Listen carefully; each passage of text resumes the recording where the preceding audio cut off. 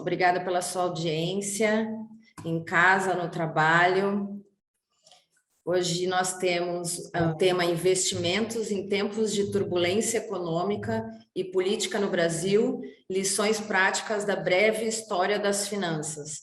Um assunto bastante pertinente no nosso dia a dia, é o que sempre trazemos aqui, e essa noite o tema é trazido pelo Profuturo FIA, muito bem-vindo.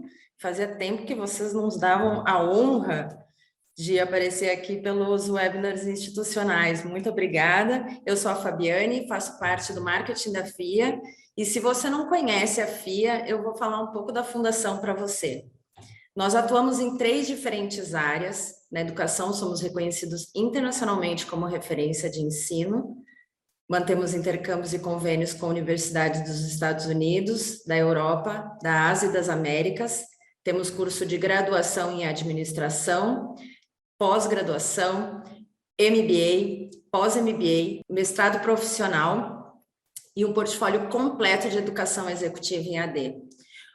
Como consultores, já desenvolvemos mais de 8.000 projetos estratégicos que levaram conhecimento e inovação para pequenas, médias e grandes empresas das esferas pública, privada e até do terceiro setor.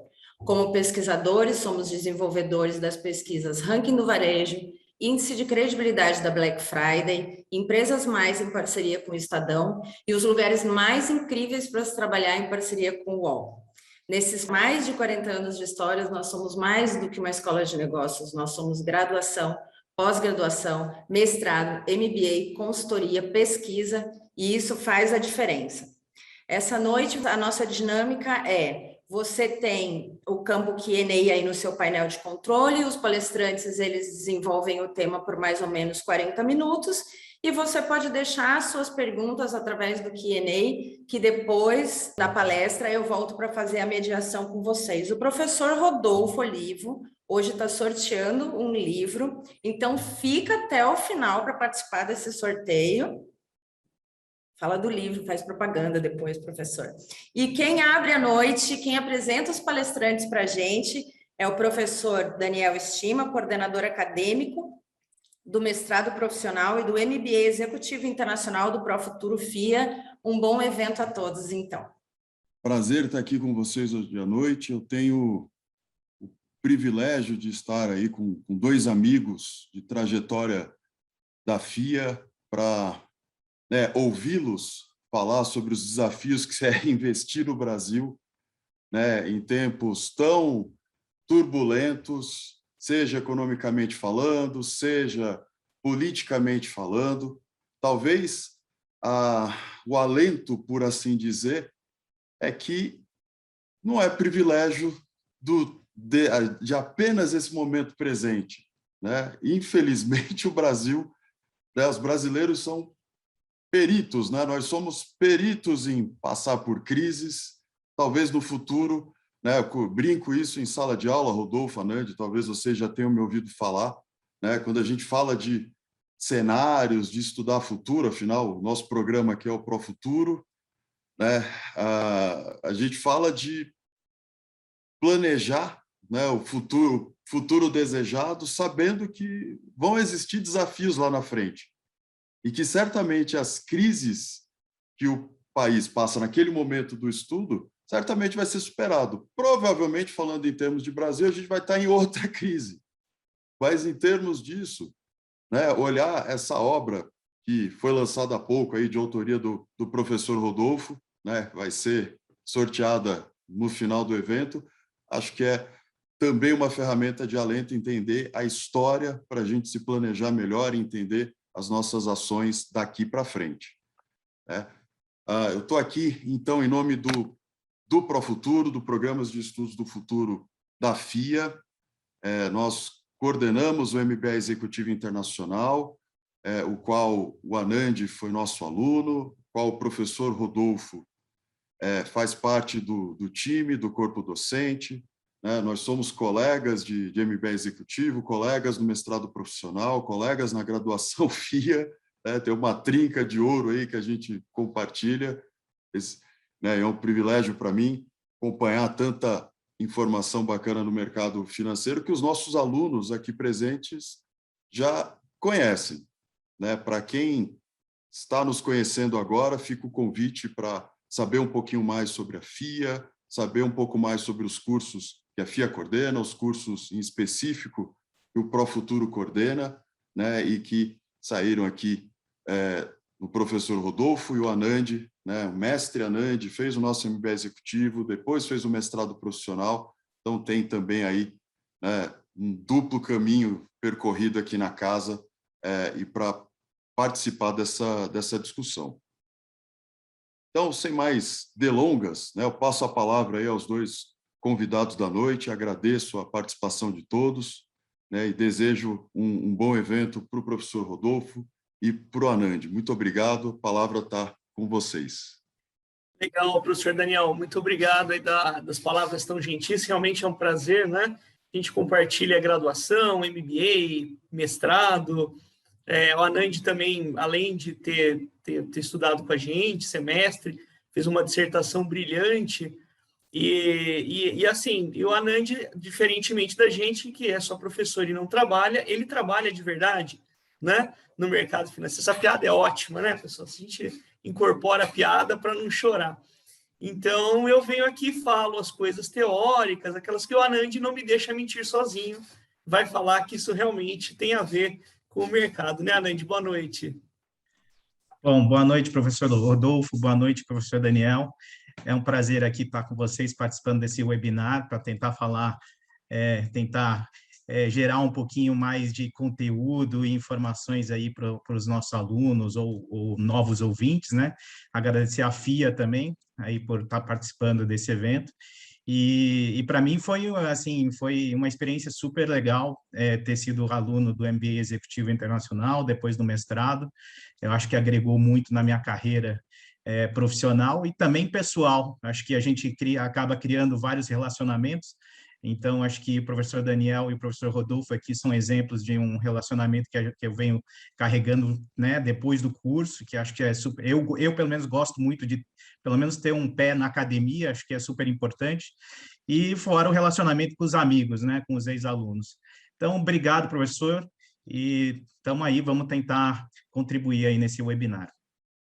Legal, Anand, obrigado. E obrigado a todo mundo que está nos assistindo. Um privilégio estar podendo falar essas coisas para vocês. E, Anand, acho que para a gente começar, né, eu acho que eu queria contextualizar um pouquinho, depois eu queria ouvir sua opinião, ver se você concorda com isso que eu vou falar, né?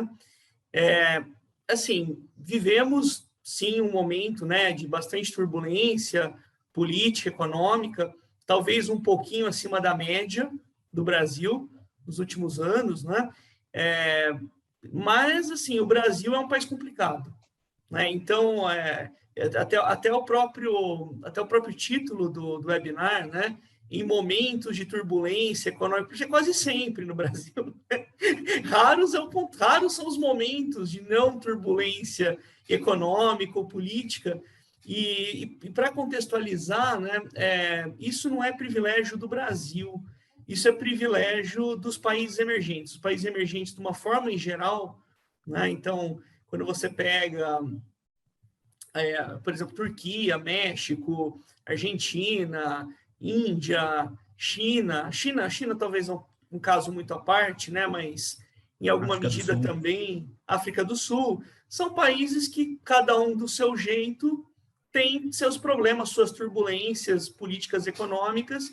E por isso, justamente, né, pegando talvez a questão mais básica de finanças, que é a questão do risco-retorno, né, são países de maior potencial de retorno, naturalmente, porque tem mais risco. E, então, a gente vai discutir um pouquinho aqui como, de alguma forma, tentar navegar nesse cenário, né? Você concorda com isso?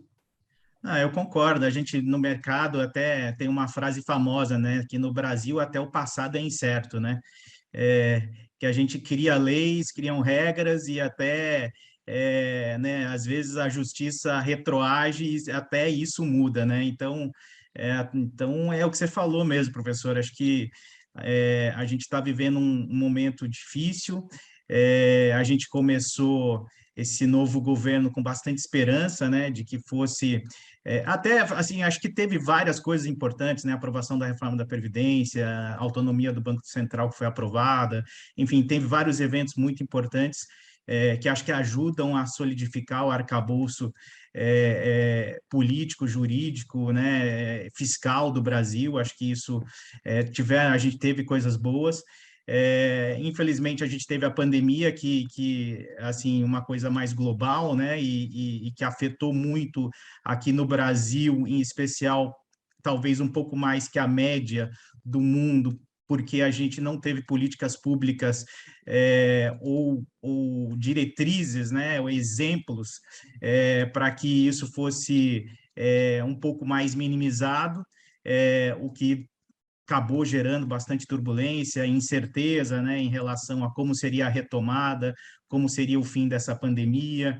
E graças a Deus, assim, acho que o Brasil, a gente está falando aqui que a gente tem vários problemas, mas a gente tem coisas boas, e o SUS é um exemplo, né? Acho que a gente reclama que o nosso sistema de saúde tem, claro, suas deficiências, mas nessa pandemia, toda a estrutura de logística do SUS, acho que ajudou muito. Quando a vacina chegou e começou a ser distribuída, a gente teve uma velocidade muito rápida de começar a vacinar, né? Então, assim, é o que você falou, né, professor? O Brasil tem seus lados negativos, positivos, e a gente agora, nesse momento, a gente está colhendo um pouquinho uma volatilidade política um pouco acima do esperado, né? Então, acho que isso é um ponto aí que é uma preocupação, uma volatilidade política no governo presente, e no ano que vem, né, a gente tem eleições presidenciais também, que vai continuar uma incerteza em relação à condução da política econômica e política fiscal e tal. Então, acho que é um pouco isso, assim, em relação a isso. Legal, né? Concordo muito com você. E até para falar um pouquinho do meu livro, obrigado para o pessoal que está escrevendo aqui no chat, né, me elogiando. Esse livro aí deu bastante trabalho e fiquei muito feliz com o resultado final, né? Acho que, assim, para resgatar um pouquinho da história, é claro que em graus diferentes, mas a história das finanças é a história da turbulência, é a história das crises, é a história, né? Por um lado, você tem a criação dos produtos financeiros, e que muita gente acha, na visão popular, né, de que são instrumentos só de especulação e que é um grande cassino, e que a gente sabe que, na verdade, é uma pena que muita gente pense assim, porque o mercado de capitais é o grande segredo, né, dos países desenvolvidos, de canalizar dinheiro da poupança das pessoas, da aposentadoria, para as empresas, para as atividades produtivas, e permitir, ao mesmo tempo, que por um lado, as empresas têm um financiamento de longo prazo, seguro, estável, né, tem sócios, e, por outro lado, uma parte grande da população participa dos lucros, participa do crescimento da economia, enriquece em longo prazo, né? Mas, de qualquer forma... Eu acho que só nesse ponto, professor, acho que o Brasil também evoluiu bastante nesses últimos anos, né? Essa questão do mercado de capitais que você falou, que canaliza, né, o poupador para o investidor, ou através de emissão de dívida, ou através de emissão de equities. Acho que os últimos 10 anos, o país evoluiu muito. Esse governo, apesar de tudo, acho que conseguiu também aprofundar um pouco mais isso. A dependência do crescimento do país, que sempre foi muito forte, dependendo do financiamento do governo, diminuiu, né? Você vê o tamanho do BNDES. O BNDES diminuiu muito de tamanho, né? E isso teve que ser canalizado para o capital privado, né? Então, a quantidade de IPOs, quantidade de emissão de dívida que teve nesses últimos anos é um sinal de mudança muito positiva, né? Então, é uma alocação melhor de recursos, né? Então, acho que esse ponto que você colocou é fundamental. Eu acho que outra coisa que teve muito foi o financial deepening, e aqui acho que o financial deepening vem muito através de educação, o exemplo é a própria FIA, e também os canais de mídia social, né, de internet, que fazem com que a informação seja muito mais democrática. Né, hoje em dia você não precisa ter um Bloomberg para saber o que está acontecendo quase que online no outro lado do mundo, né? A internet te propicia isso, né? Então, eu acho que tudo isso ajuda o investidor hoje a enxergar o mercado de capitais, a bolsa, o investimento em equity, de uma maneira muito mais profissional. Claro que tem muita coisa para melhorar, mas eu acho que isso daqui é fundamental. Acho que nisso o país evoluiu muito, muito mesmo. Verdade.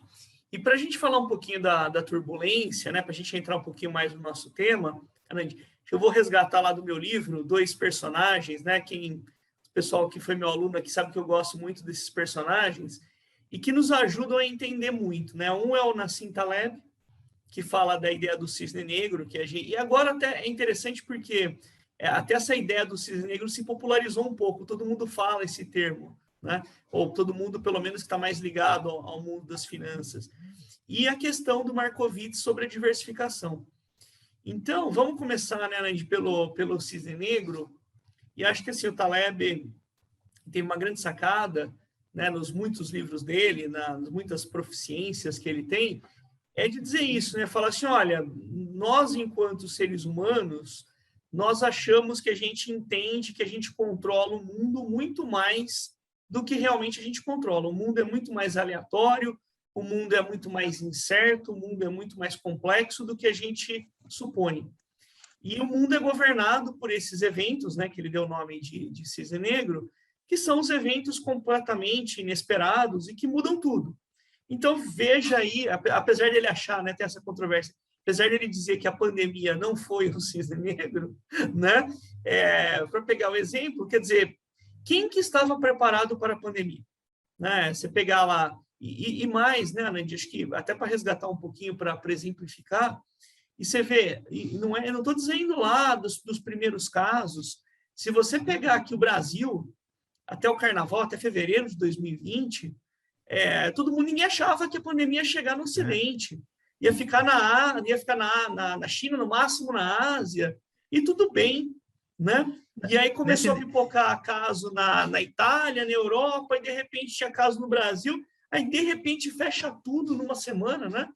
E nesse caso, professor, só para complementar também, a própria OMS, né, no começo falou que não seria uma pandemia, eles erraram, eu lembro que claramente nisso, na primeira semana de quando começou isso, a avaliação deles foi que não, isso daqui não vai se espalhar dessa maneira caótica, e foi assim, né, totalmente teoria da complexidade, né, teoria do caos, né?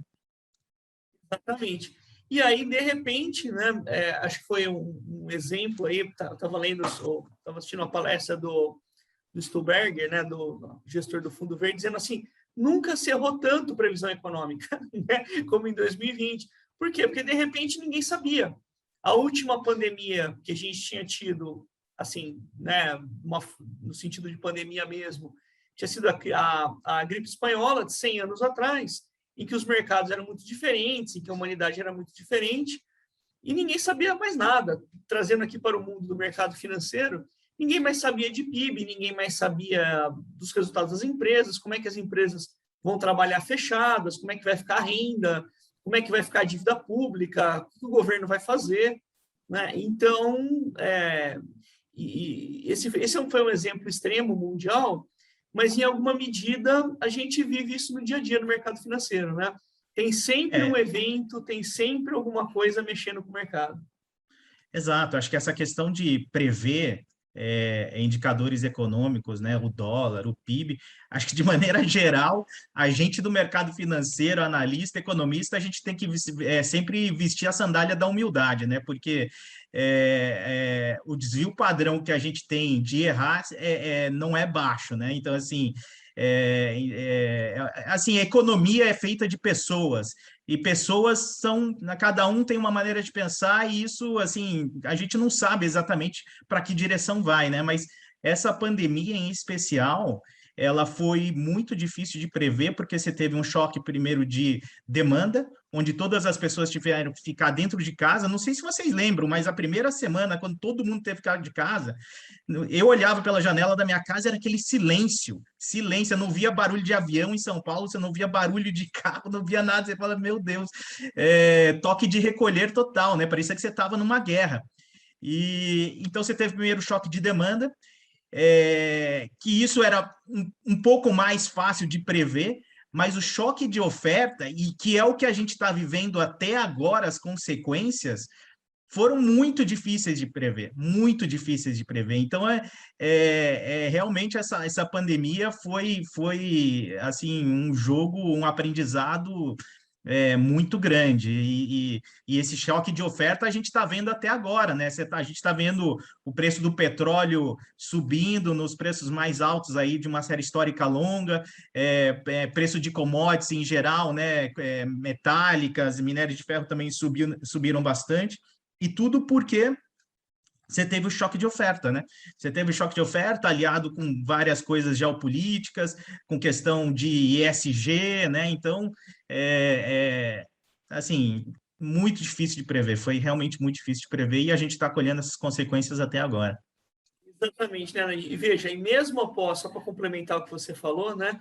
Mesmo após a pandemia, mesmo após o choque, e eu, inclusive, tá? A grande maioria dos analistas, das pessoas, ninguém imaginava um aumento de inflação significativo. Porque justamente você imagina o contrário, né? As pessoas você tem desemprego, você tem uma desestruturação da cadeia, mas ninguém imaginava que ia ficar anos desestruturada, né? Era uma questão relativamente simples. E aí, por conta de toda essa conjunção de fatores, você vê a inflação subindo no mundo inteiro e o Brasil batendo aí uma inflação de 2 dígitos, como ninguém imaginava. Se você falasse isso um ano atrás, ia ser taxado de louco, né? Exato.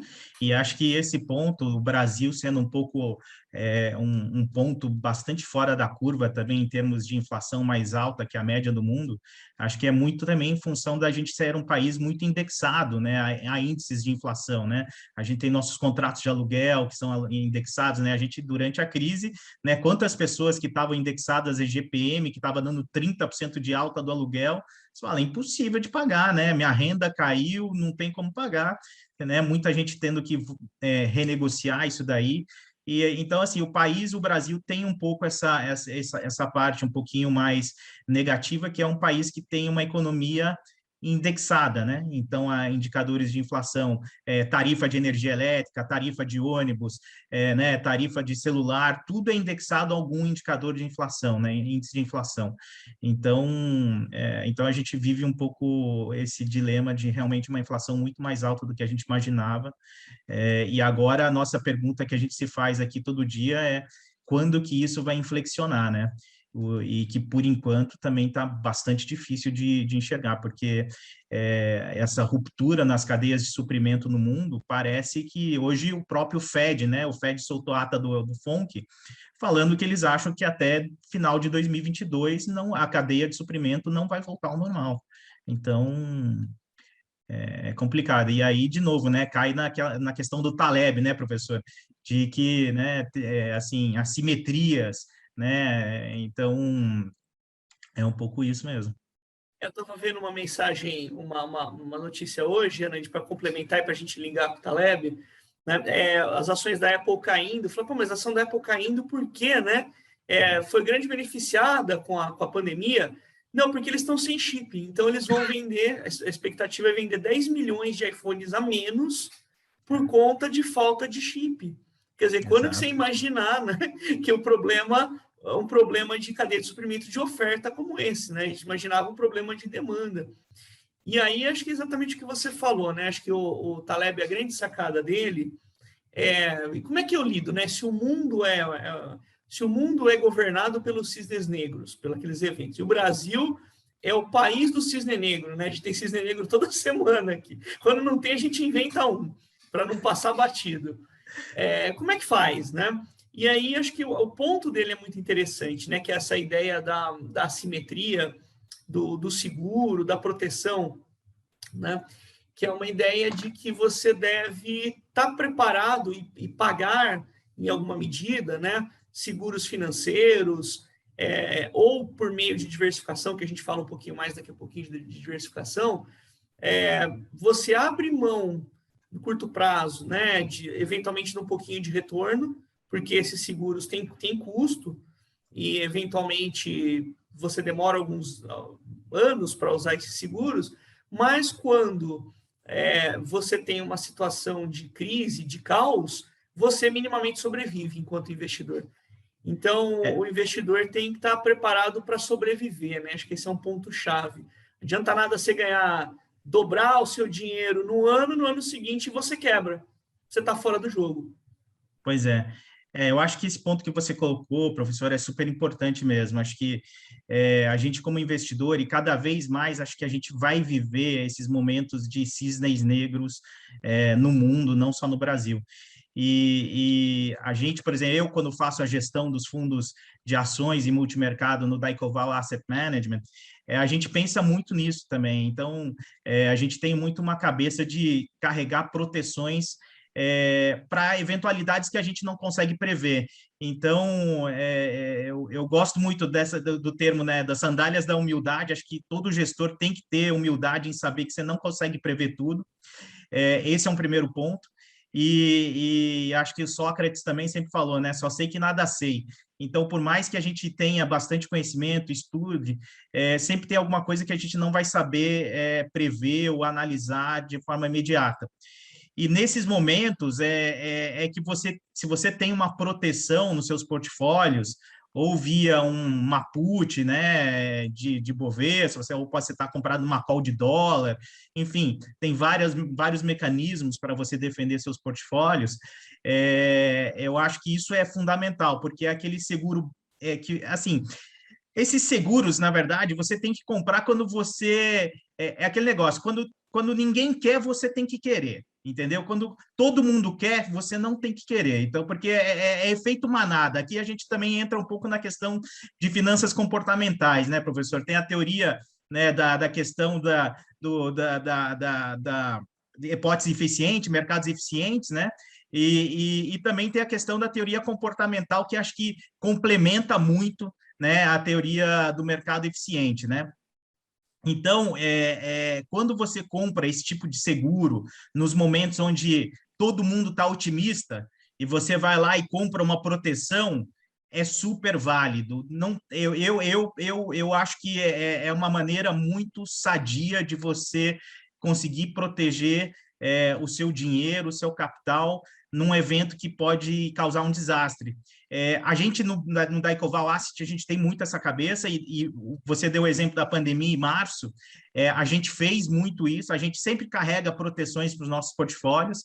Em março, quando a Bolsa deu aquele desastre todo, o nosso fundo multimercado, ele rendeu acima do CDI, porque a gente tinha proteções para o S&P, tinha proteções para a Bolsa, e que pagam a conta nessa hora.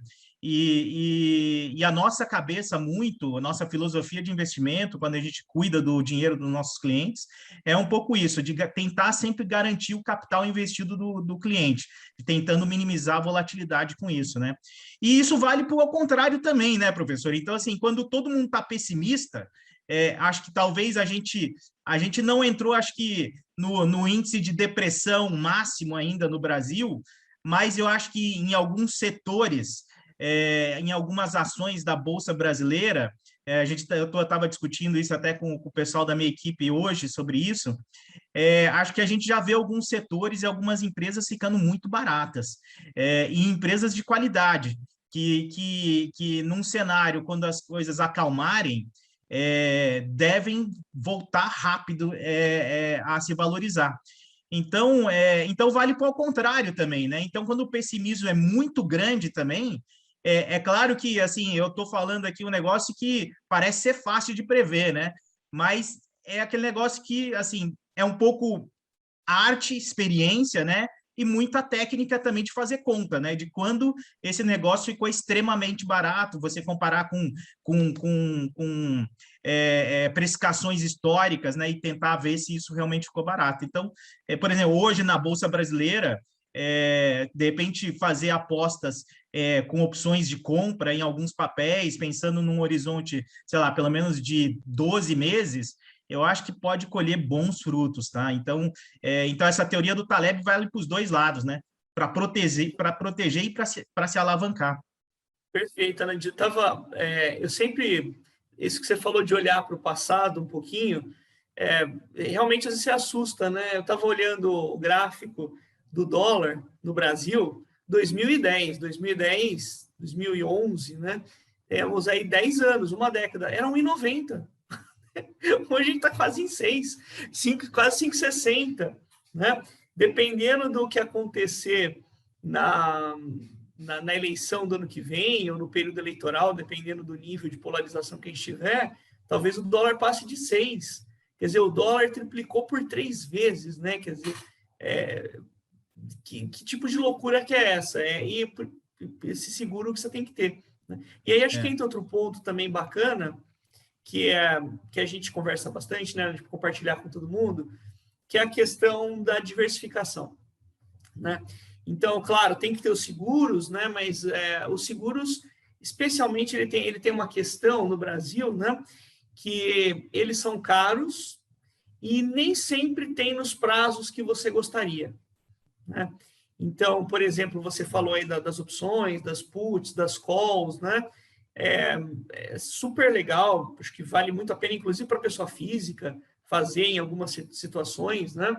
Mas, assim, dificilmente você vai ter como você tem lá fora, por exemplo, né? Uma put, uma call de 1 ano, ou até eleição, por exemplo, né? Você podia pensar assim agora, poxa, temos um grande evento, temos um cisne negro previsto, né? Taleb vai me bater se eu falar isso, tá? Mas temos um cisne cinza para o ano que vem, né? Historicamente, anos de eleição no Brasil são anos muito turbulentos, né? Pelo que tem se construído, o cenário de polarização entre os candidatos, tudo indica que vai ser mais volátil do que o normal até a eleição do ano que vem, né? Então, você podia pensar assim, poxa, não é o momento de fazer um seguro agora? Na teoria, sim, perfeito, né? Mas na prática, você dificilmente vai conseguir comprar a um preço razoável, ou não tem nem liquidez para comprar, né? Uma proteção para outubro, novembro do ano que vem, daqui a um ano, por conta do nosso mercado ainda não ser tão desenvolvido. Então, uma alternativa de você, quando você não tem esses seguros, ou quando eles estão muito caros, é a alternativa da diversificação, que a gente conversou bastante, e que essa está muito mais na mão do investidor, né? Então, por exemplo, uma alternativa simples, que a gente até conversou um pouquinho antes. Pessoal, a gente fez a lição de casa, a gente conversou um pouquinho antes aqui da palestra, né? E a gente fez coisas parecidas. Então, por exemplo, assim, você comprar BDRs, né? Então, assim, eu acredito em bolsa, eu acredito no longo prazo, mas no ano que vem vai ser difícil, todo mundo sofre, bolsa brasileira, o que eu posso fazer? Né? Pode comprar ações de empresas, de ótimas empresas americanas, que são dolarizadas. Então, num cenário de estresse, né, ainda que o mercado americano caia um pouquinho, né, o dólar sobe bastante e você está pelo menos protegendo o seu capital, né, do que tomar eventualmente próximo da eleição, no discurso radical, sei lá, a bolsa cai 20%, 30%, então você pode ter uma perda dessa de patrimônio que depois é difícil de recuperar, né? Então, eu acho que esse é um princípio básico, basilar também, né, Anand, da gestão de dinheiro, a ideia da diversificação. Sim, concordo. Acho que a diversificação é super importante, né? Porque você mexe com a questão da correlação, né? Então, você tem um ativo de correlação, sei lá, tentar achar um ativo de correlação negativa com um outro ativo, e você conseguir achar uma ponderação eficiente nisso, você consegue, de alguma maneira, ter uma relação risco-retorno positiva nessa história, né? Então, por exemplo, o BDR que você falou, acho que é um exemplo de um ativo hoje no Brasil, muito bom para diversificar. Então, a gente tem, né, na Bolsa Brasileira BDRs de ações americanas, de ações chinesas, né, estão vindo agora vários outros ETFs, né, que são os fundos que são negociados, né, cotas de fundos, né, que são tradeados na Bolsa, né, Exchange Trade Funds. Então, que vão estar lastreados em ativos, vários ativos no mundo, assim. Então a Bolsa está conseguindo trazer esses produtos novos. A gente próprio no Daicoval, a gente tem um fundo BDR super bom, que é todo lastreado em ações americanas, e acho que a economia americana, assim, ela pode ter sua volatilidade, mas esse é um mercado que a gente pode falar que ele é quase 100% eficiente. Ele tem suas ineficiências ali, mas você vê que ele é muito técnico. Então, assim, ele respeita muito a análise gráfica, ele respeita muito valuation. Para quem faz as contas, o mercado respeita muito alguns indicadores. E então, um BDR você está comprado numa ação americana e comprado no dólar, né, contra o real. Que infelizmente o nosso Brasilzão ainda precisa fazer muito lição de casa ainda para chegar num nível dos Estados Unidos. E então, assim, a gente, de alguma maneira, está comprado no dólar, é uma maneira muito saudável de estar diversificando o risco de você estar comprado numa NTNB, comprado numa ação brasileira. Então, você tem lá uma parte do teu portfólio que está, né, em títulos de renda fixa, NTNB, pré-fixado, ações e um pouco em BDR. Então, numa situação caótica, onde o dólar sobe muito, essa porção do teu portfólio vai defender essa outra porção que você tem na composição da sua carteira, né? Então diversificação realmente é um ponto super importante mesmo.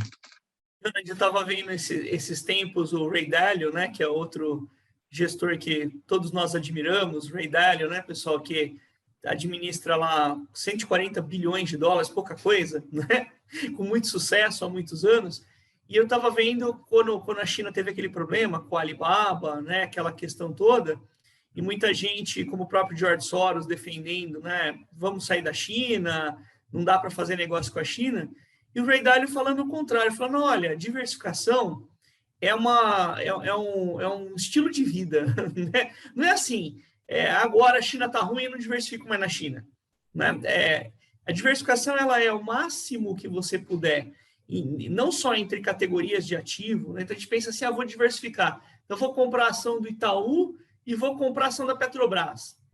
Ok, é uma diversificação entre setores, mas você ainda está na mesma moeda, você ainda está no mesmo país, você ainda está numa série de coisas. Então o ideal é você ter diversificação entre as classes de ativos, entre os países, entre as moedas, geográfica, máximo que puder, né? Porque daí a gente fica muito na linha do Taleb. Como eu não sei de onde vem, então eu sei que alguma coisa provavelmente, se o mundo não acabar, né? Pressupondo que o mundo não acabar, porque se o mundo acabar também, do ponto de vista de finanças, estamos resolvidos, não tem mais o que discutir. Mas, né? Se o mundo não acabar, alguma coisa sobe, enquanto outra coisa cai.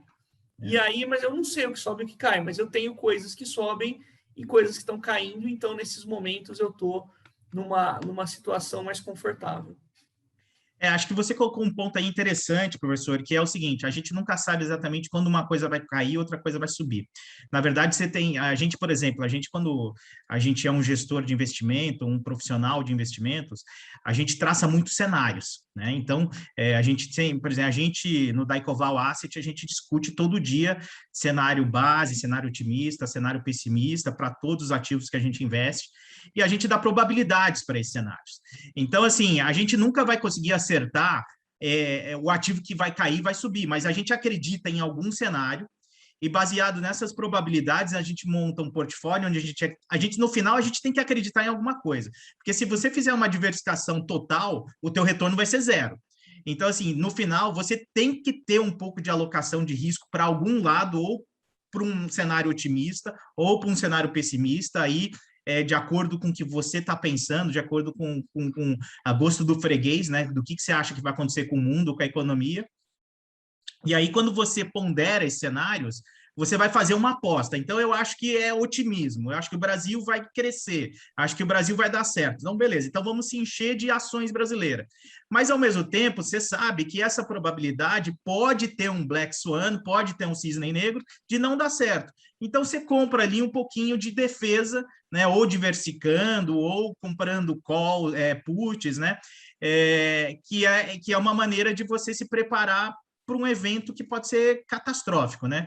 Então, acho que isso que você falou é muito importante, professor. A diversificação é importante, mas acho que a gente, a gente mesmo, quando é profissional, a gente tem muita dúvida. Então, trabalhar com cenários, pensar para onde vai a economia daqui 6 meses, 12 meses, 24 meses, é sempre importante, porque daí você vai traçando o seu cenário e você vai moldando o teu portfólio de acordo com o que você pensa.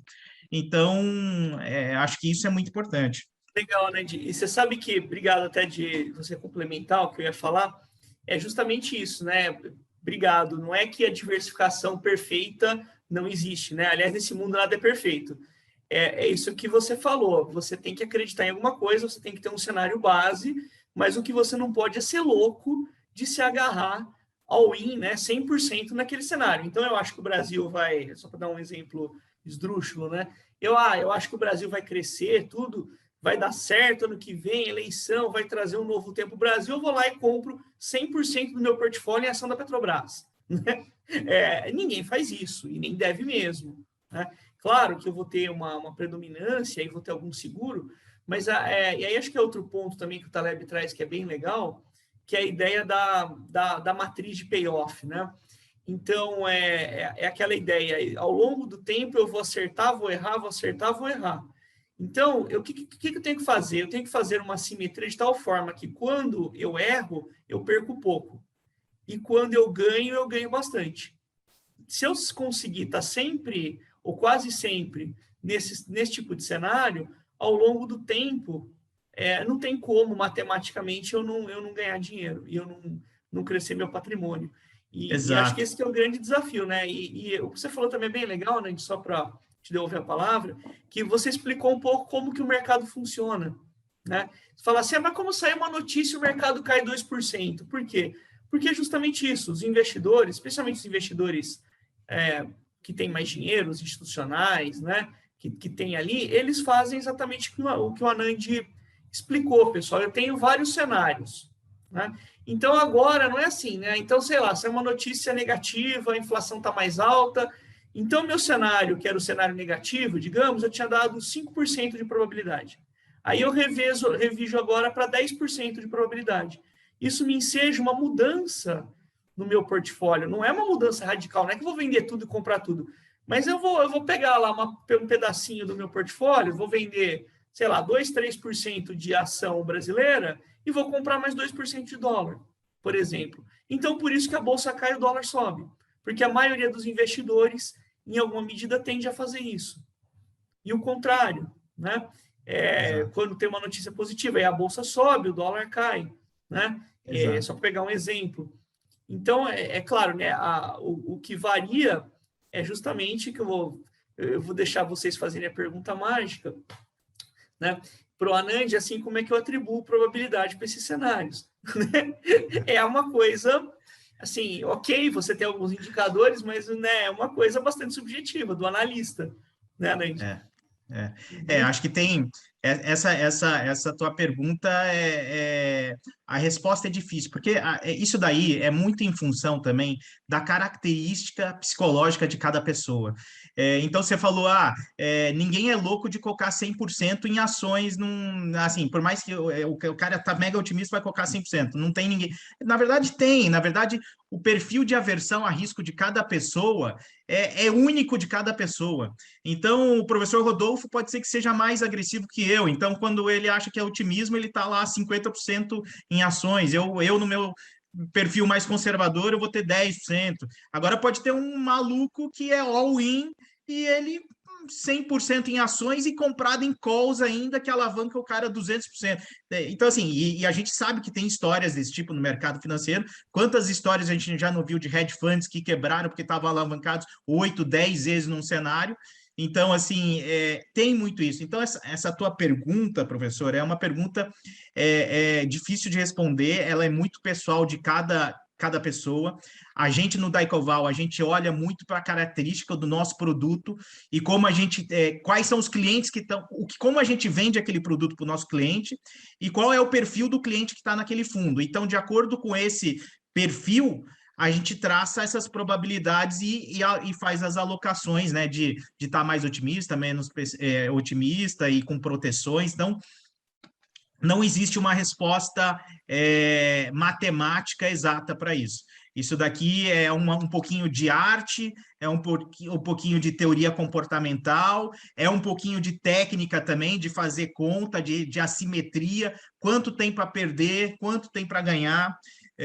Então, é uma função de várias coisas aqui. Então, é difícil de responder assim, hoje, galera, põe aí 80% em ações que chuchu beleza, não é assim, né? Então, é difícil, é uma resposta complexa. Legal, né? Bom, acho que daqui a pouquinho a gente já pode abrir para as perguntas, né? A gente deu aqui os nossos 40 minutos, mas eu vou começar te fazendo uma pergunta, então, né? Só para dar uma graça aí para motivar o pessoal. Essa pergunta a gente não combinou antes, tá, pessoal? né? Anaís, já que a gente está falando aqui de cisne negro, de catástrofe, né? De turbulência, não precisa entrar assim em grandes detalhes, se você não quiser, porque obviamente tem as questões internas do banco, né? Mas o que você avaliaria hoje assim como o pior cenário para o ano que vem? O que é o cenário tarja preta, assim, que a gente estava falando, né? Eu acho que cenário tarja preta hoje é descontrole fiscal no Brasil, né? Estou falando de Brasil, tá? Daí a gente pode Brasil, falar de isso. global um pouquinho. Mas cenário para Brasil realmente a gente está numa linha tênue, ali a gente está andando no fio da navalha entre sair do descontrole fiscal, desrespeito ao teto dos gastos. Então, isso daqui é um ponto assim que realmente tem que ser endereçado de uma maneira muito séria pelo país, pelo governo, e que se a gente não se o país não tomar conta das finanças públicas, né, a gente pode ir para um cenário onde a taxa de juros vai ter que ir para 15%, 20%, sei lá para quanto vai. Só para ter um exemplo, no auge do descontrole fiscal no governo Dilma, a taxa de juros no Brasil chegou a bater 15%. Então, se a gente falar que a inflação... Vamos supor que a inflação esteja 10% mesmo, como está agora, daqui 1 ano, 2 anos. A gente vai estar falando de um juros real de 5%, o que não é um juros real barato, né? Então, assim, eu acho que, na minha opinião, para o Brasil, essa questão de descontrole fiscal é um ponto importante, eleição também presidencial é um ponto importante. Eu acho que esses 2 pontos, eu não acho que vão ser black swans, porque o mercado já está monitorando, né? Está monitorando e sabe. Então, assim, a questão é que a hora que começar a acontecer um cenário que, sei lá, está tendendo para essas coisas, vai ter uma correria, vai ter o estresse, mas não é aquela surpresa de, apareceu algum fundo boiando aí quebrado, porque não sabia que ia acontecer isso. Então, é um cenário que pode ser um cenário meio tarja preta. Agora, eu acho que tem um evento que tem se discutido muito e que a gente está vendo bastante acontecer, que é a questão dos ataques cibernéticos, né? Então, eu acho que isso a gente já viu a JBS pagar aí para sequestraram, né, a questão de toda a parte de controle digital da companhia. A JBS pagou 50 milhões de reais para resgatar, sei lá, as senhas lá para liberar toda a parte de controle da empresa. Eu não sei exatamente, lendo jornais, né, não sei exatamente o problema, mas teve uma interrupção gigantesca na empresa por semanas. E o próprio Fed, né, vem falando que o que tira o sono do Banco Central americano é um ataque cibernético gigantesco no sistema financeiro global. E isso acho que é uma coisa que todo mundo sabe que pode acontecer, é igual uma pandemia, todo mundo sabe que pode acontecer, mas ninguém está prevendo quando vai acontecer, de que maneira vai acontecer, como, vai ser o quê? O ataque cibernético vai bloquear todos os meios de pagamento do mundo e ninguém vai conseguir fazer transações, ninguém sabe exatamente como pode ser, né? E esse pode ser um grande Black Swan no mundo. Então, assim, e a gente está vendo isso acontecer em empresas, né, já. Só para pegar um exemplo recente, alguns meses atrás, teve aquele oleoduto, né, de Nova York, que sofreu ataque cibernético, e que Nova York ficou sem gasolina, né, durante, acho que 3, 4 dias. Sim. Então, você fala assim, poxa, mas você não imagina, né? Você imagina um ataque cibernético contra um banco para roubar dinheiro, né, contra um oleoduto, né? Quem que vai pensar num negócio desse? E você desestrutura os computadores, ninguém tem senha, tem que paralisar a produção, e você tem lá uma região de milhões de pessoas que não tem combustível, né? Então, que coisa louca. Realmente, eu acho que é uma coisa que pode acontecer. Exatamente isso. E a gente não consegue prever, né? Da onde vem, como vem. E eu acho que também, assim, um hacker, ele sempre está um passo na frente vamos dizer assim, do antivírus, né? Porque ele criou um negócio que consegue burlar um negócio que ainda não tem a solução para aquilo, né? Então, pelo menos essa é a minha visão. Eu sou um cara leigo disso, não sou um cara de sistema, não sou um cara de tecnologia, mas essa é um pouco o meu entendimento, que eu imagino que o hacker sempre está um passo na frente, porque ele descobriu uma brecha onde ele consegue atacar de alguma maneira e onde não existe uma proteção para aquilo ainda. Então, é isso que eu acho que esse pode ser um risco, um grande Black Swan que pode acontecer no mundo. E a gente no banco, a gente discute, né, nas questões de ESG, que toda empresa que a gente analisa no banco, a gente analisa também os critérios de ESG no banco. E então, essa questão do ataque cibernético, né, de proteção de dados, tal, entra muito no S, do ESG.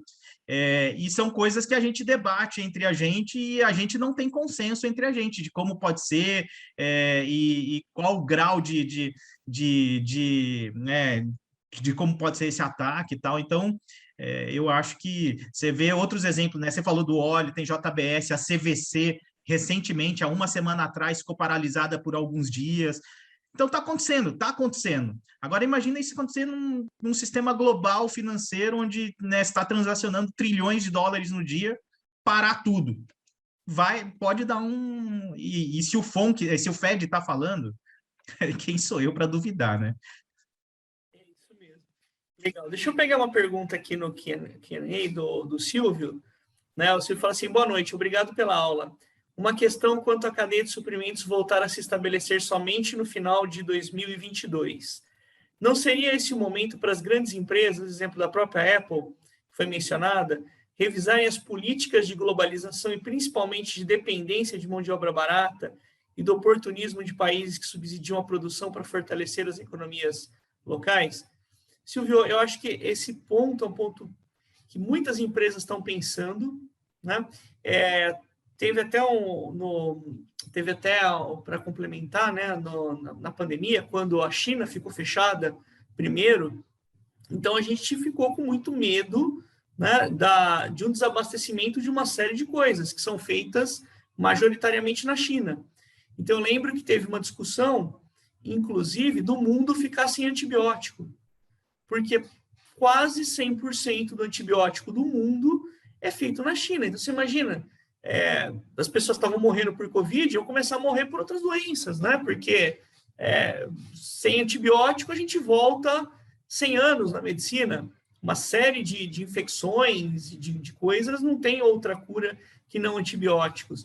Então, tinha essa discussão e acho que tem muito a ver aqui com a questão do cisne negro e dos seguros, né? Das empresas terem algumas plantas em outros locais do mundo para não ficar concentrado em um país somente. Acho que tem tudo a ver isso, sim. Né?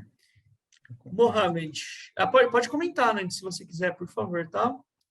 Acho que só nesse ponto, complementando o que você falou, professor, acho que o Brasil tem uma oportunidade aqui gigantesca, assim, do ponto de vista institucional, do Brasil, do governo, essa pergunta que foi feita para o Brasil, uma mega oportunidade de trazer investimento direto para o país, tentar diversificar essa cadeia de suprimento. O Brasil tem tudo para poder complementar isso.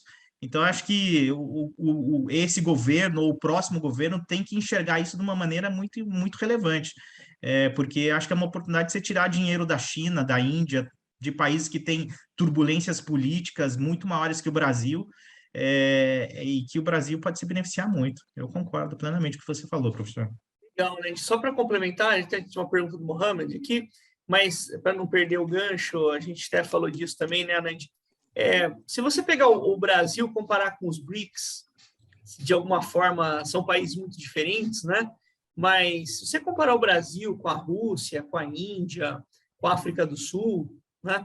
Mesmo com a China em alguns aspectos, o Brasil tinha tudo para ser o melhor ou menos complicado. São todos países muito complicados do ponto de vista do investidor, né? Tem uma cultura muito própria, tem questões políticas, tem questões históricas, tem questões judiciais. Mas se você compara, por exemplo, o Brasil com a Rússia, né? A questão do nosso judiciário com todas, ou mesmo com a China, ou mesmo com a Índia, né?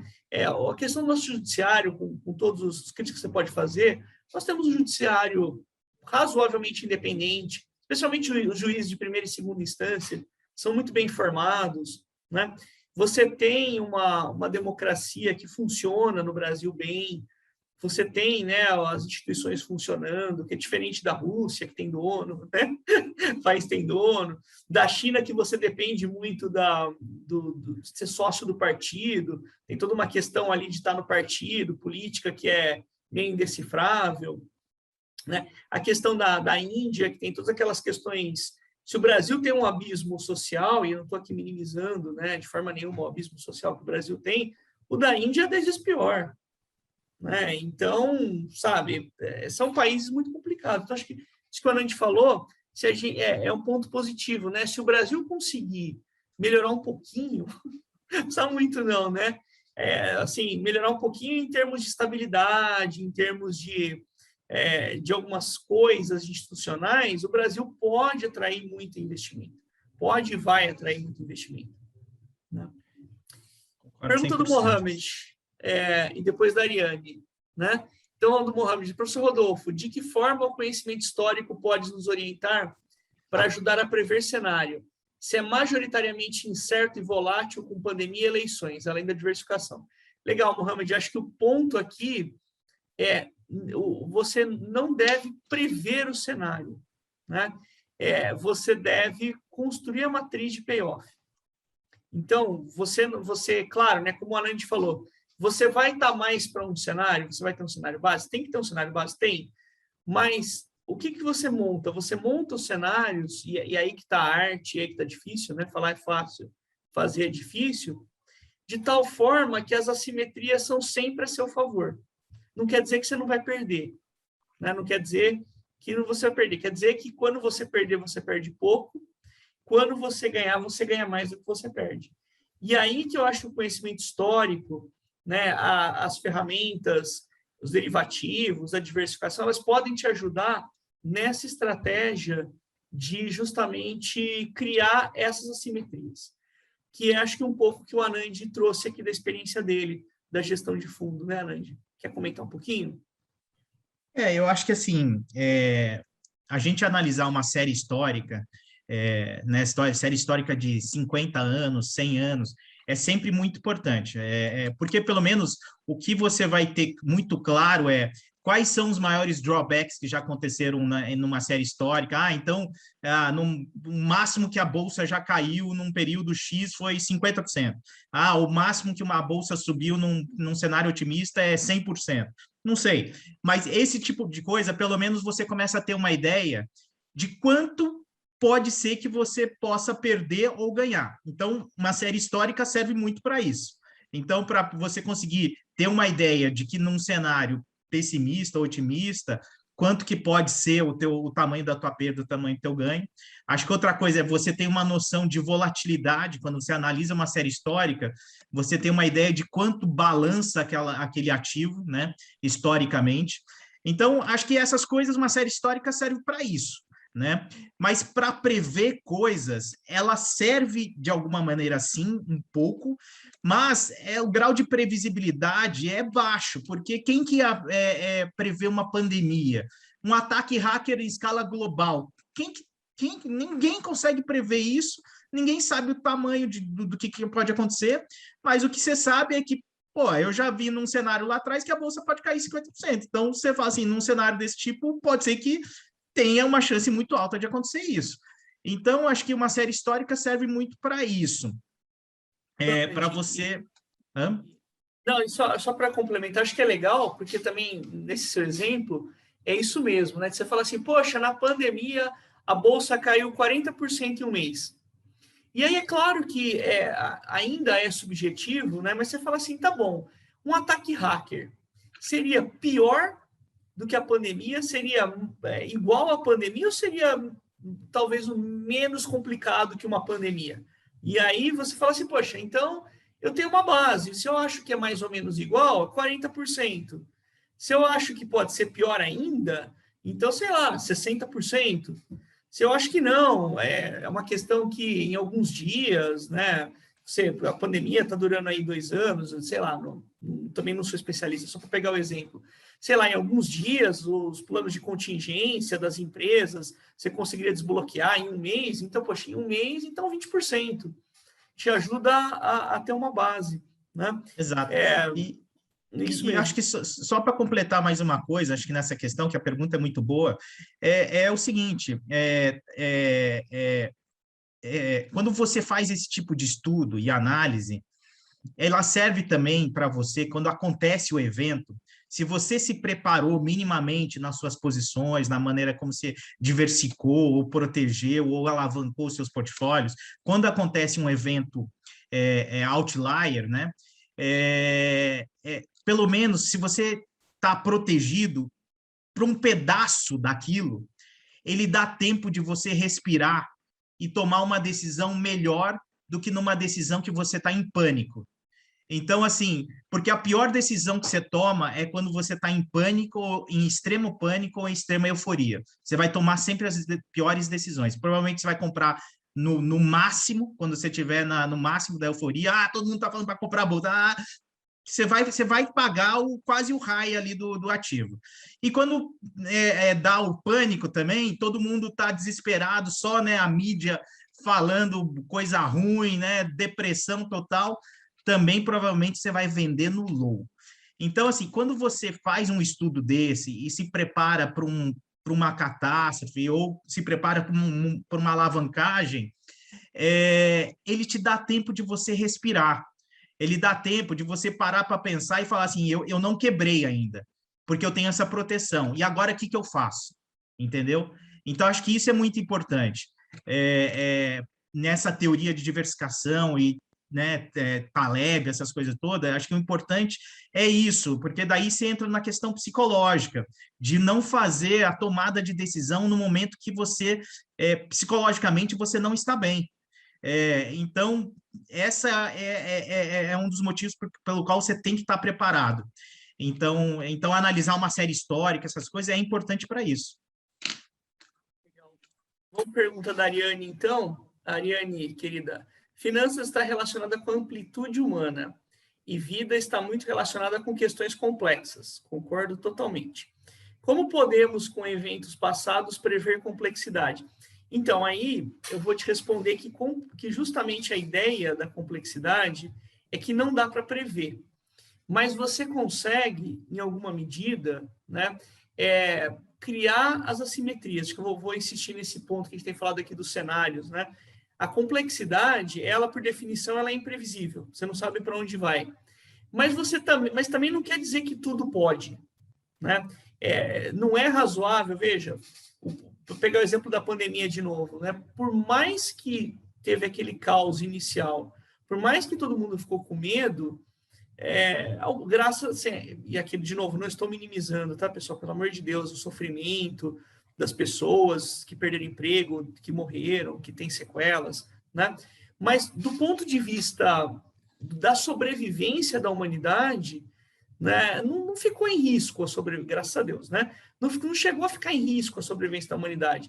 Então, acho que isso que o Anand colocou é bem legal, porque se você imagina que você vai sobreviver enquanto investidor para o futuro, você consegue ter tempo para reinvestir, você consegue se recuperar, né? Ia dar até um exemplo, né, Anand, para quem gere fundo como você, tem um problema maior do que para a pessoa física, que é o seguinte: o meu dinheiro é meu, pode cair quanto for, eu faço o que eu quiser, né? O Anand não, como gestor. Se ele tiver cotistas do fundo dele desesperados, querendo sacar, ele tem que vender a qualquer preço, porque ele tem que entregar o dinheiro para o cotista.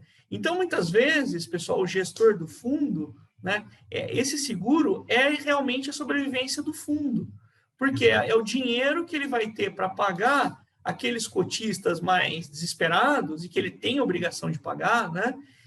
Que ele teria que vender lá, né, no mais baixo de tudo, e aí realmente comprometer a saúde do fundo. Então, se ele tiver um pouco de caixa no fundo, ou se ele tiver uma put, né, ou se ele tiver uma parte do fundo que sobe, por exemplo, em dólar, que aí ele pode vender o dólar primeiro, né, para esperar a parte das ações se recuperar um pouco melhor, ele ganha esse tempo para esperar o mundo dar né, Ariane, da sua pergunta, para esperar a complexidade andar, e, de alguma forma, a complexidade, ela, se por um lado ela é imprevisível, por outro lado, ela também, muitas vezes, se resolve de formas que a gente não consegue ver. Acho que esse que é outro ponto, né?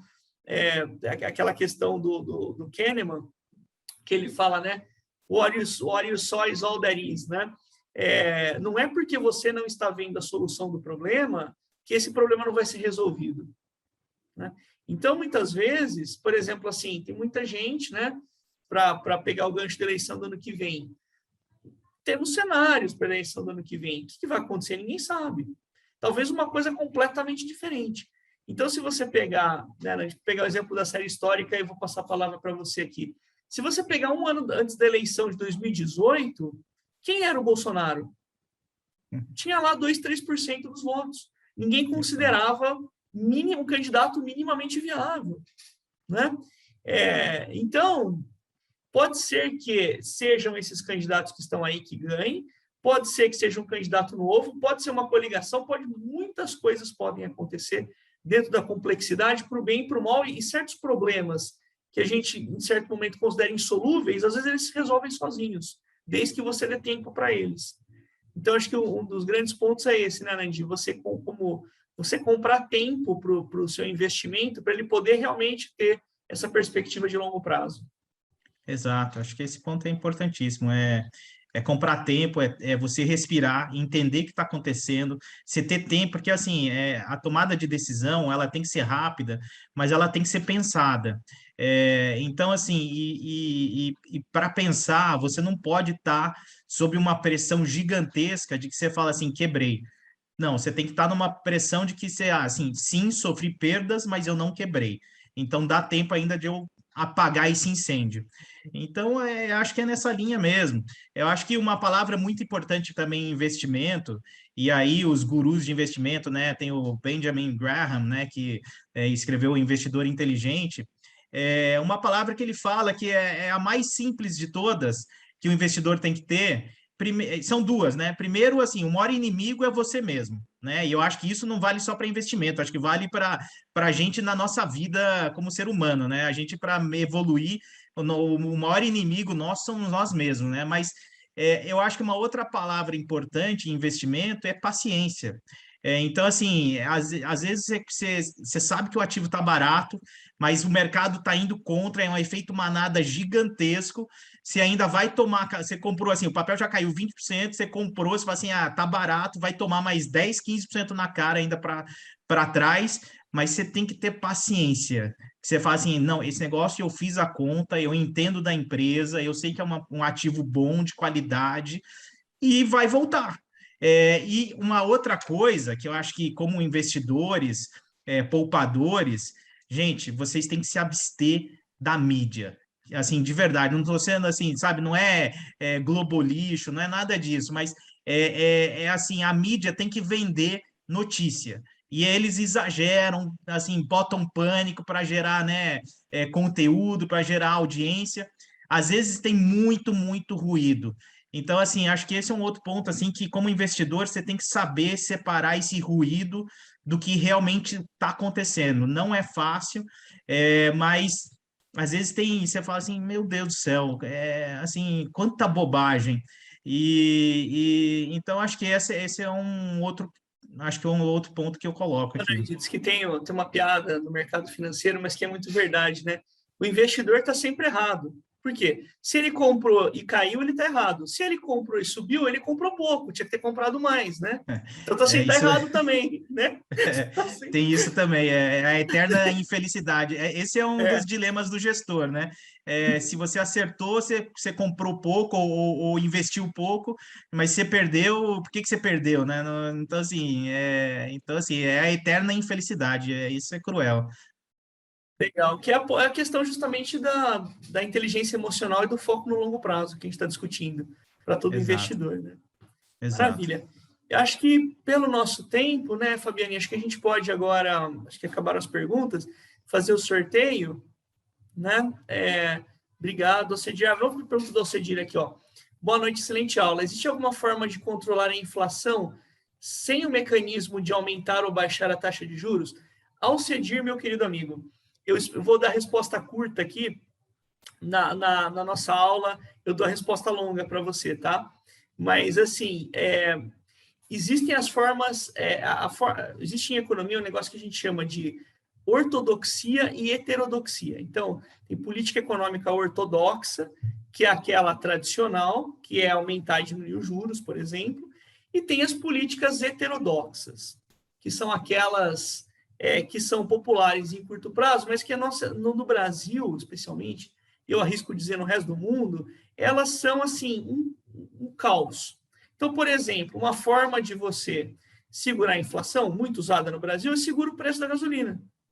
Segura o preço da gasolina, congelamento, segura o preço da gasolina, segura o preço da gasolina, a Petrobras quebra, aí o governo tem que salvar a Petrobras e o preço continua subindo. Curto prazo você ganha popularidade, longo prazo você faz um problema maior do que ele é. Então o Brasil tentou durante décadas essas políticas heterodoxas, né? E elas são muito complicadas. Elas são, para dizer o mínimo, elas são bastante assim discutíveis, né? Então, assim, infelizmente, a inflação não tem muito remédio, né? Os dois remédios clássicos que você tem contra a inflação é aumentar os juros ou cortar gasto do governo. E aqui a gente está num momento muito difícil, porque como é que no meio da pandemia o governo vai cortar gasto? Né? Então ele precisa gastar. E como é que ele vai, numa economia que está ainda, né, e não só do Brasil, do resto do mundo, ainda longe com desemprego, longe dos níveis econômicos pré-pandêmicos, como é que o governo vai vir e dar uma estilingada nos juros? Vai jogar todo mundo no desemprego? Então, é um momento assim que o Banco Central enfrenta, que os governos enfrentam os seus dilemas, né? O próprio Fed, por exemplo, que o Anand comentou aqui, né? Ele tem um discurso, né, que em até certo sentido até um pouco heterodoxo, né, se você olhar para ele.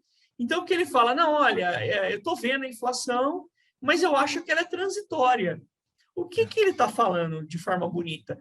Olha, moçada, vamos aguentar 2, 3 anos aí de inflação, porque aumentar o juro agora é pior, né? Eu sei que eu não estou muito fazendo o meu papel, eu sei que essa inflação é desconfortável, que não é bem, mas eu vou tolerar por mais uns 2 anos aí, ou talvez até o final do ano que vem, que está mais previsto, para começar a subir juro, devagarzinho, tudo, porque senão eu ferro o desemprego. E eu não quero fazer isso. Então, ele avaliou, nesse momento, desemprego é pior do que inflação. Então, esse tipo de escolha, né, a gente acha, viu, você acha que ser presidente do Banco Central é fácil, né? Não é fácil ser presidente do Banco Central, não, nem aqui no lugar no mundo, tá? Você concorda, Nandi? Não, eu concordo, acho que esse é o dilema economia versus política, né? Então, você tem de um lado, às vezes você tem que tomar medidas ruins, amargas, né? Para colher né, uma melhora no futuro, mas essa medida amarga provavelmente vai tirar voto do executivo, né? Do presidente, do partido que está no governo.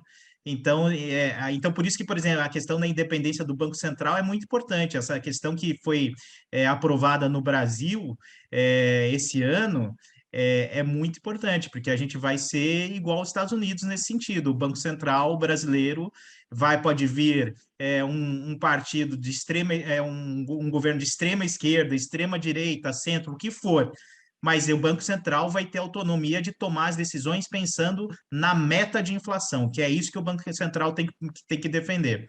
Hoje, esse é o mandato do Banco Central do Brasil. E então, acho que é um pouco isso mesmo. E o Fed nos Estados Unidos tem um mandato inflação versus desemprego. Então é dilema de economia versus política, né? Anand, mais uma pergunta aqui.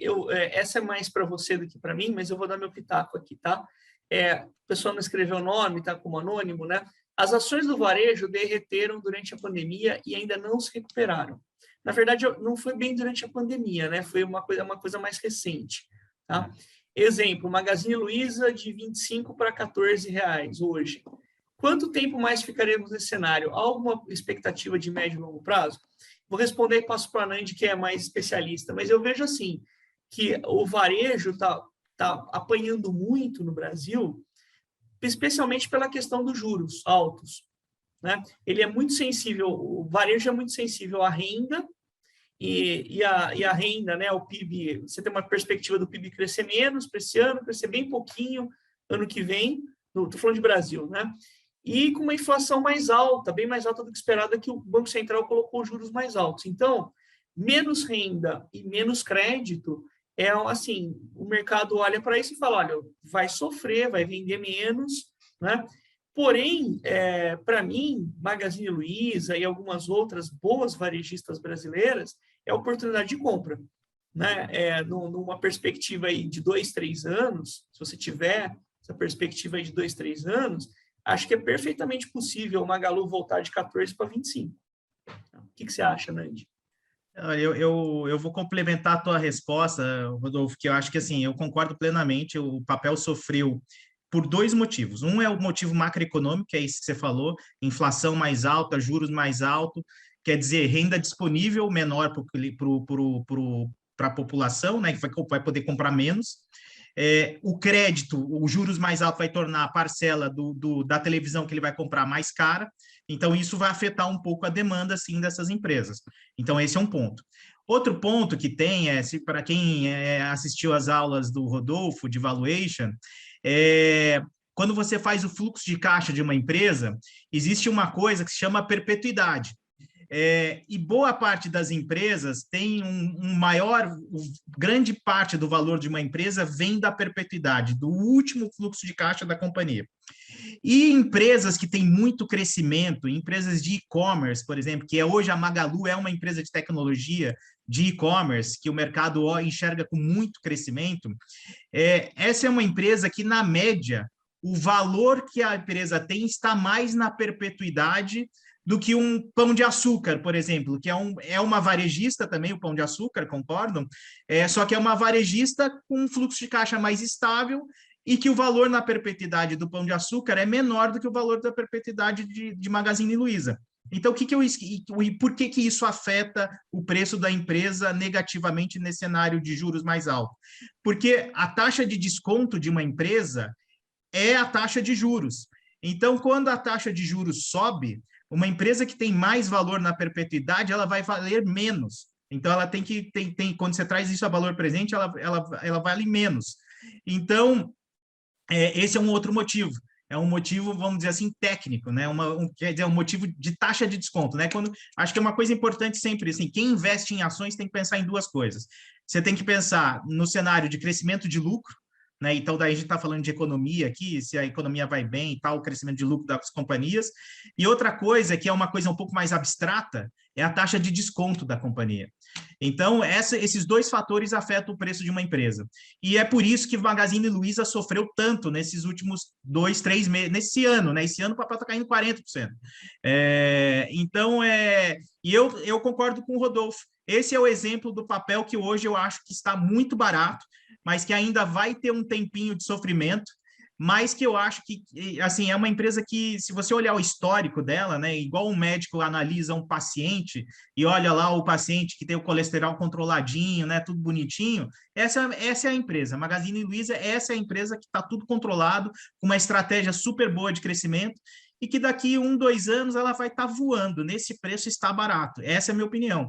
Então, assim, dado todo o arcabouço, né, que a gente está vendo econômico hoje, se não tiver nenhuma novidade mais catastrófica, eu acho que esse papel dá barato também. Eu acho que... E aí você divide o varejo em duas partes, né? Você tem as varejistas e-commerce, você tem as varejistas consumer staple, né, que são supermercado. Se você olhar, os supermercados estão indo bem esse ano, justamente porque a inflação mais alta, o cara repassa isso para preço, o preço unitário do produto dele é menor, né? Então, pão de açúcar, você vai lá comprar a tua salada, né, os vegetais, frutas e, né, bens básicos. Então, é isso, acho que é um pouco isso. Legal, gente, obrigado. Fabiane, então, para a gente não se estender muito, né, podemos fazer o sorteio, que a gente já está um pouquinho mais aqui do tempo. Eu estou aqui no meu celular, vocês estão me ouvindo? Estamos sim. Tá. Acabou a internet aqui no escritório e eu estou no celular. Eu fui mandando o link, a gente tem 18 pessoas até o momento, você pode achar aí no chat o link do sorteio. Mas, professor, conta para a gente por que a pessoa vai ser muito sortuda em ganhar o seu livro hoje. Muito bom, verdade, esqueci de fazer a propaganda do livro, né? Então, a ideia, por favor, obrigado, Fabiane. Então, a ideia desse livro foi o seguinte, eu quis contar, eu gosto muito de história, né, no sentido da disciplina, porque ela nos dá contexto. Então, você só entende as coisas como estão, né, você acha... quando você entende como que ele foi construído. Então, esse livro, o que eu faço? Eu começo lá desde o Newton, né, que teve a crise da bolha, lá dos mares do sul, para as pessoas começarem a pensar sobre finanças. Né? Passo pela crise de 29, e aí, na crise de 29, quer dizer, uma coisa lá que era a Bolsa de Valores, né? Os governos não davam muita importância, para ninguém dava muita importância, aquilo quase acabou com o mundo. Eu falei, peraí, precisamos entender essa arma nuclear que nós temos aí. Então, eu conto um pouquinho que as teorias que vieram depois, os pensadores, como que isso foi evoluindo, e o mercado financeiro, ele evolui, para a gente usar a teoria aqui, né, da complexidade, ele evolui muito em função do que a academia faz, e a academia estuda muito o que o mercado faz. Tem uma relação dialética.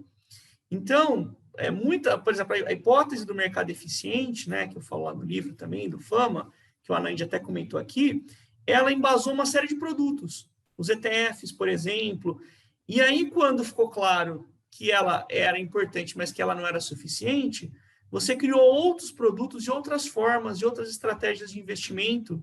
Então, o mercado, ele olha muito para a academia olha muito para isso, então isso que eu quis resgatar um pouco, essa questão do histórico, que se perde muito quando a gente lê o livro. Né? Acho que, assim, o livro didático, Fabiane, ele é ótimo, mas o livro didático, ele traz só o que tem hoje, como se aquilo fosse a verdade pronta e como se aquilo não tivesse uma construção. Né? Então, quando você entende a construção e você entende, né, onde estamos hoje, fica muito mais rico, até você ler o livro didático, você entender quais são os caminhos que a gente pode ir em finanças. Tá? Então, é isso que eu tento contar no livro. Mas mais alguma colocação? Só fazer um agradecimento, muita gente aqui escrevendo no chat, obrigado, pessoal, de coração. Né? Muito obrigado da atenção de vocês, obrigado da equipe do Profuturo, que e da equipe da FIA, sem vocês não teríamos conseguido. E, Anand, especialmente obrigado você, porque foi super legal, abrilhantou aqui a nossa palestra, não me deixou mentir sozinho, mentimos juntos aqui, né? E aí dá muito mais credibilidade quando a gente mente junto. Obrigado. Não, eu que agradeço você, professor, agradeço a FIA também, agradeço aí todo mundo que participou dessa live, desse webinar. É um prazer aqui a gente tentar ajudar todo mundo aí a financial deepening, né? A tentar passar um pouquinho mais de conhecimento e aprendizado em relação a investimentos. Eu acho que é isso daqui, investimento, eu estou há 25 anos nesse mercado e é o eterno aprendizado, né? Todo dia a gente aprende alguma coisa diferente, não tem como fala boring, né? Não tem Tem chatice, né? Não tem não mesmice. não tem mesmice. Todo dia tem um evento novo e você tem que saber precificar, né? E então é isso, galera. Obrigado, professor, obrigado, Fabiane, obrigado, FIA aí, e obrigado aos alunos e ouvintes aí da webinar, foi um prazer. Para o Futuro FIA, adoramos receber vocês essa noite aqui, foi maravilhoso. Uma boa noite a todos, nos vemos nas redes da FIA. Até logo, professor, até logo, Ana. Obrigado, tchau, Obrigado, gente. Foi um tchau, prazer. tchau. Até logo. Prazer, obrigado. Tchau. Valeu.